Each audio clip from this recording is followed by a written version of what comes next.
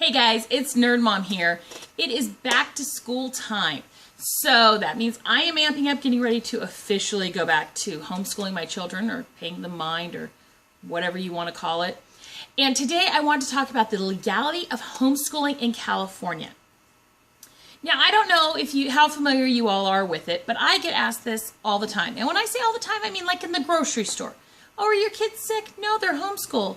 Is it even legal to homeschool in California? Start with, if I was committing a crime, stranger in the grocery store, asking me if I'm a criminal in front of my 4 children. I'm not telling you, you loser, so move along. But for those who actually care, for any kind of real sense, if it is legal to homeschool in California, it is. And there's a couple different ways you can do it. I've covered this somewhat on my blog over at Nerd Family, but just to go over the big high points, you can file your own affidavit. And this basically establishes you as a private school in the eyes of the state of California. You are not allowed to school other children, to bring in kids, anything along those lines. That deals with insurance and liability and all kinds of other stuff. But for your own children, you can file this affidavit, which is only online from October 1st to October 15th of every year. If you start schooling some other time, you can print it off and mail it in. But the only time they take online submissions is that 15-day period. You file it, you send it off, you're done. Basically, you agree to keep attendance, to conduct school in English as a primary language, that you're going to cover all the major subjects. I believe there's 6 of them, PE, math, social sciences, English, all that good stuff. And you'll keep a list of everything you want to study for the year. Not even everything you're going to study. It's not a grade book. It's just kind of a, hey, here's some books I got. You also should have on hand somewhere, which I recommend every adult does, have some sort of resume or CV, just showing that you're a competent adult who walks upright, goes to the bathroom, can take care of thyself, all that good stuff. And there's a medical form. You keep all that in the file.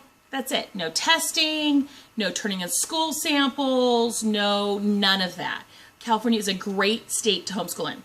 You can also go through and do, I believe what they're still calling it is a PSP, which is basically a bunch of homeschoolers get together, call themselves a group, and they file that paperwork as one group. Legally, that's what it is.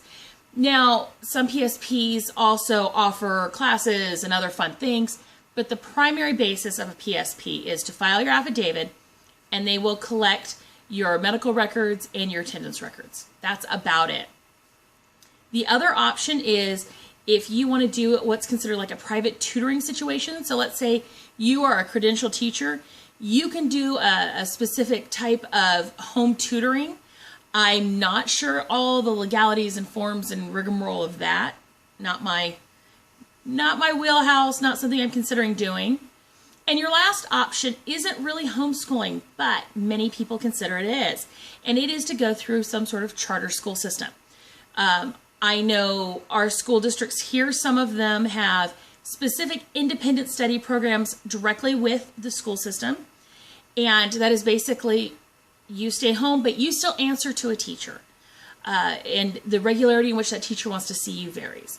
You can also do the charters that are specifically set up to homeschool. Sometimes they'll have limited classes that the kids can come on site and do stuff. Some will have sports teams, some will have music, different things. The big issue with this for me, and just so you're very aware, is this is not truly homeschooling. This is public school at home. The rules, regulations can change based on which school you're going through and how they choose to structure it, but it is public school, which means it tends to be free for you. That's why a lot of parents go through it. They get the student stipend that traditional public schools get. So for them, they want your kids there. They will order your curriculum for you. Often you can pick out your curriculum as long as it doesn't talk about God. They're usually pretty open to ordering whatever you want.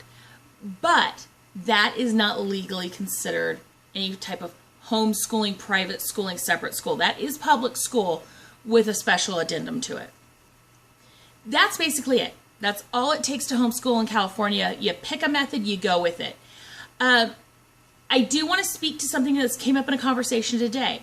That when you read all the papers for filing your affidavit, the phrase homeschooling, not necessarily used, or if it is, it's not necessarily this is how you homeschool in California.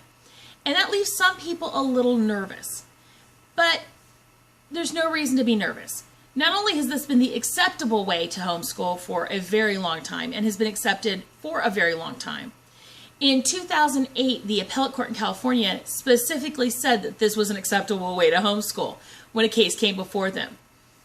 So just, have faith, have a little confidence. You are legally homeschooling if you file an affidavit or go through a PSP. But that's it. That's all it is to homeschooling in California. It really can't be simpler. Other states, from what I've read and talked to people, have a lot more hoops you can jump through. But this is pretty darn simple. If you are looking at homeschooling for this year, go forth and conquer. Take faith that you are being intentional about your child's education. And that in and of itself, be you public schooling, private schooling, or homeschooling, is the #1 success to children being successful in any educational foray they go into. So have a great day. If you want to learn more about homeschooling, or specifically homeschooling in California, go to nerdfamily.com. And make sure you subscribe to my YouTube channel. I'm not always talking homeschooling. Sometimes I'm ranting, sometimes it's tech, sometimes it's food, and who doesn't love food? Have a great day. Bye.